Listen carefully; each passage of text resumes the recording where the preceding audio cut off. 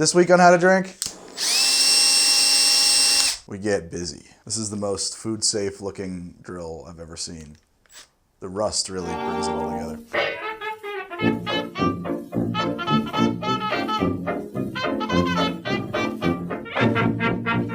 So welcome back to another episode of the Game of Thrones series on How to Drink, where I'm making a drink for every episode of the final season of Game of Thrones. I'm going to make a drink I call the blue flower growing in ice. Now, I'm going way back to season 2 of Game of Thrones right now for when Daenerys is at the House of the Undying. It's actually subject matter I've visited before in another Game of Thrones drink when I did The Shade of the Evening a couple years back. As a book reader, as a reader of the books, that encounter at the House of the Undying is at the heart of basically all of the foreshadowing and prognostication and prophecies that fans of the series have been pulling threads at to figure out where this thing is going, because so much that she saw turned out to be 100% spot on. Now, one of the things that she sees is a blue flower growing in a crack in the wall of ice, in the wall.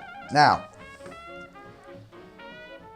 book readers are waiting to find out how Jon Snow's death will be resolved because we know he's dead. We know that on the show he gets resurrected almost immediately. I'm going to theorize here for a moment. I don't think that's what's going to happen. And I think that because I don't think that the players who could be in a position to resurrect Jon Snow are in a position to resurrect Jon Snow as far as the book goes. I think Jon Snow's body is going to remain frozen in the cold rooms of the wall throughout the duration of the Winds of Winter. I don't think he's coming back during Winds of Winter. Maybe at the end of Winds of Winter he'll be resurrected. And I think when Jon Snow does come back, he is going to be weird because he'll have been dead for a very long time. Possibly he will actually spend most of that time warged into Ghost, right? Because he can do that. He'll warg into Ghost, spend that book as Ghost, and then be like sucked back into his own body.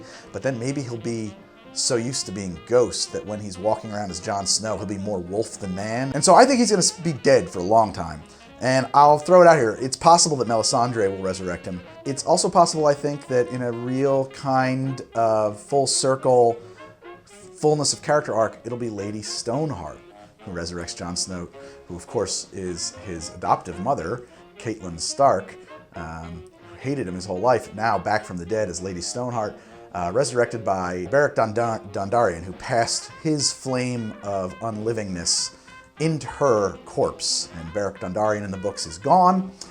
Lady Stoneheart, resurrected monster Catelyn Stark.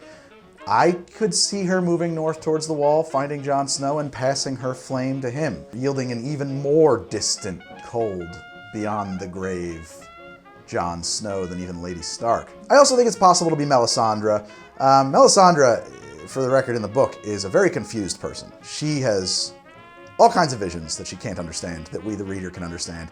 And I think that they set up, I think the guy's name is Mokoro, the Red Priest who winds up hanging out with Victarion, who is, of course, Balon Greyjoy's brother. That guy is so good at predicting the future from the flames. I mean, he's like a human equivalent of radar, and I think that his character exists to point out how bad Melisandre is at it. Melisandre, of course, not really a Red Priest initially, right? She is a Shadowbinder who becomes a Red Priest. How did that happen? Well, we get from her chapters a lot of stuff about her not needing to eat and about being heated from an internal fire and having to pretend to be cold and wear clothing and all that stuff and being very, very old. I think she's already been resurrected by the powers of R'hllor. I think she's already a Fire White and has been for centuries. I think she's very, very old corpse. And it's possible that she'll pass her flame onto Jon Snow. Now, obviously, I'm taking heavy inspiration from the book in all of this. Not much of this winds up in the show at all. But nonetheless, this is my Jon Snow drink, the blue flower in ice. I think that that's Jon Snow. He is the blue flower in ice. Anyway, let's just get into it and make the drink, okay? There is one thing that you want to do, if you really want to do it exactly the way I'm going to do it, and I totally don't expect a lot of people to do so, you're going to create something for the presentation, for the garnish of this drink, which is, I take these ice cubes, and then I've drilled a little bit of a dimple in the top there. That's going to factor later. How did I do that? Well, I got these hard cubes, and a 1-inch spade bit on my drill, which I've cleaned as well as I could, and a blowtorch to help. Let your ice kind of temper, maybe heat up the blade. I thought that helped a little bit. I don't know, your mileage may vary. This is dangerous stuff. Ice wants to move. Drills are sharp and fast. Don't lose a finger. because you want to do what I did. Just don't lose. Just please don't get hurt doing what I do. So let's shake this drink. We're going to shake it. I want 1 dash of absinthe in my shaker. That's a little better. I want 1/4 ounce of simple syrup. I want 1/4 ounce of Saint Germain. It is very easy to overpower a drink with this. Pour gingerly, and if anything, if you come up a little short, that's okay. We want a 1/2 ounce of lemon.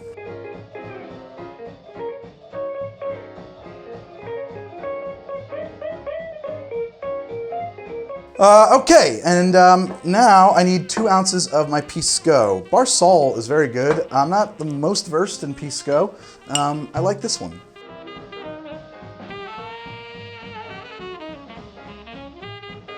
We're gonna shake that up over a big cube and a cracky cube.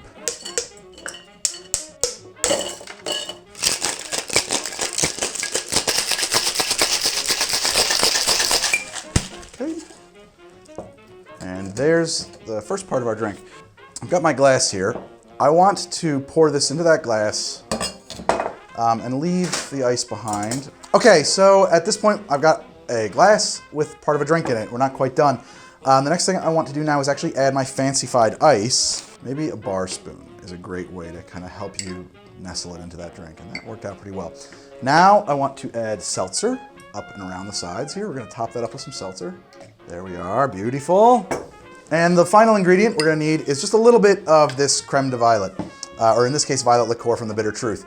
You can use the brand of your choice. I kind of like theirs. It's very blue, which is what I love. And I want to just kind of set that in that basin at the top of my ice cube. Now, this drink is going to evolve over time. That is going to seep out of there. That is a blue flower growing in ice. The close-ups are going to make it look a lot cooler, I think, because from here it doesn't look like much. But it's a pretty tasty drink with a pretty unique presentation. Now, the idea here is of course, that isn't going to stay there. It's going to migrate out of there as it melts, as the glass evolves, as you drink it and turn it sideways and stuff like that.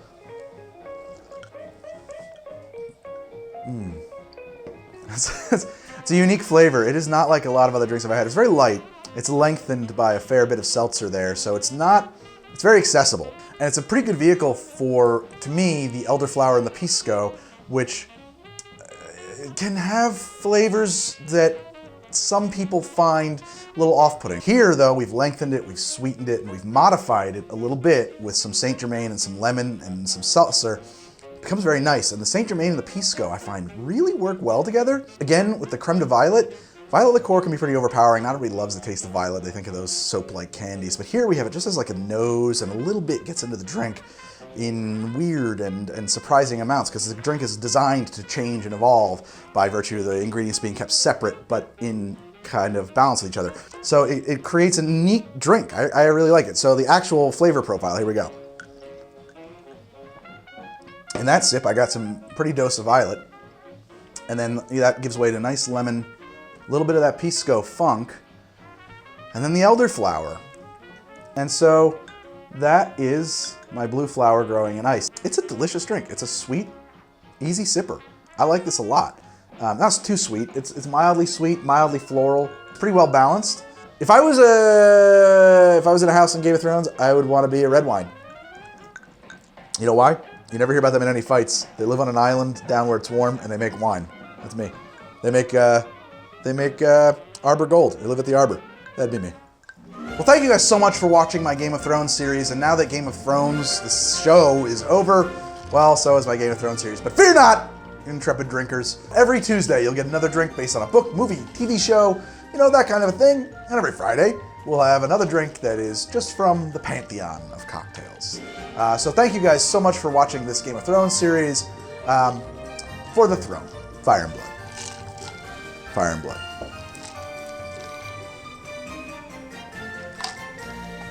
Oh, that's so good.